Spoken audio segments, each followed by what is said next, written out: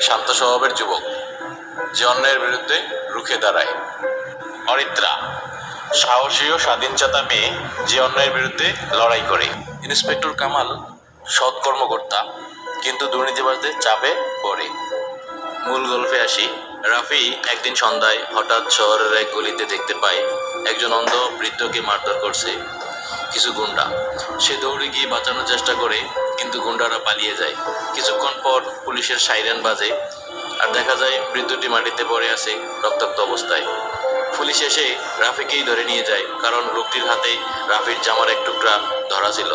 পুরো শহর রাফিকে অপরাধী মনে করে।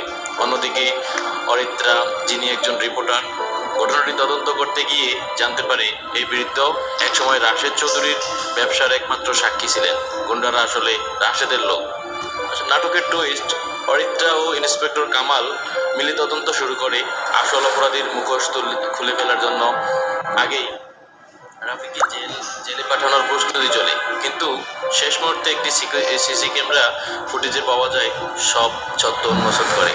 শেষ দৃশ্যে রাশেদ চৌধুরী গ্রেফতার হয়, কিন্তু আদালতের পথে তার গাড়ি দুর্ঘটনায় পড়ে।